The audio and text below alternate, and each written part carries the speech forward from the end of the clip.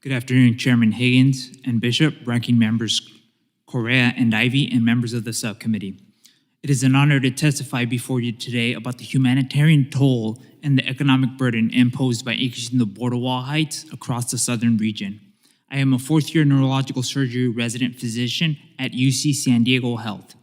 As part of my duties, I treat patients with devastating neurological conditions, including injuries to the brain and spinal cord.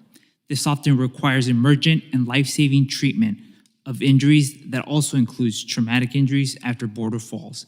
I have been at the front lines and witnessed to the devastation that these raised border walls have caused every single day.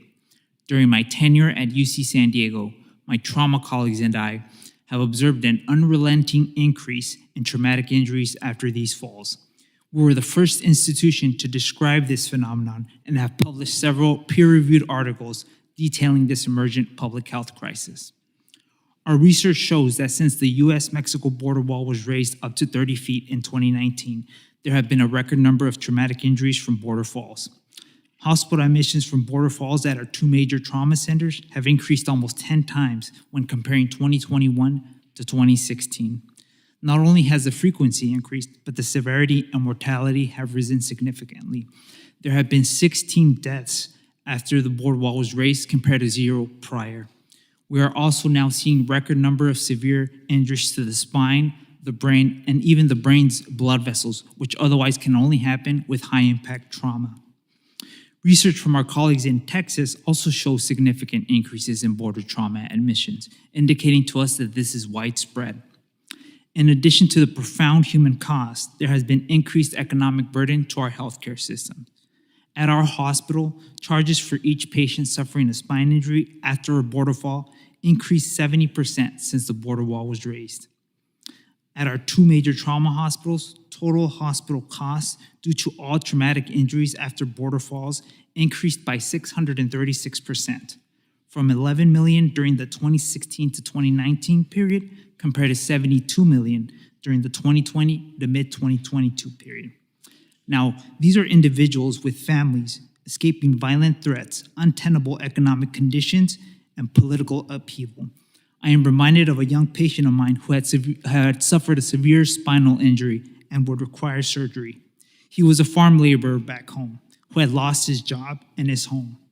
He had a young daughter and a young wife, and he was now unemployed living in the streets. He came to the U.S. to escape extreme poverty and feed his family.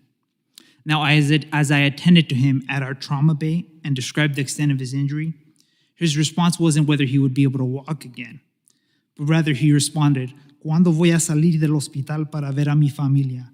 When will I leave the hospital to see my family?" Now, I asked the subcommittees to consider the following. Do you believe this individual left his family, risked his life, and climbed that 30-foot barrier due to trivial circumstances?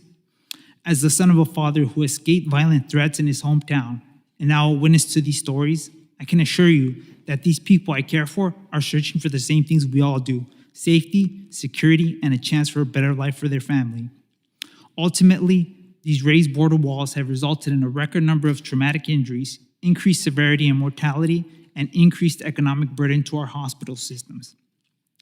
As a neurosurgeon, I must reveal this untold human suffering and strain on financially strapped hospital systems to our nation.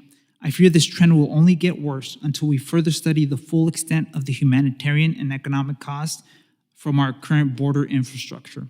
Only then can we determine sensible alternative solutions. Thank you to both subcommittees for inviting me to testify today, and I hope you do all within your power to recognize the harms of the raised border wall. I look forward to your questions. Thank you, Dr. Tenorio.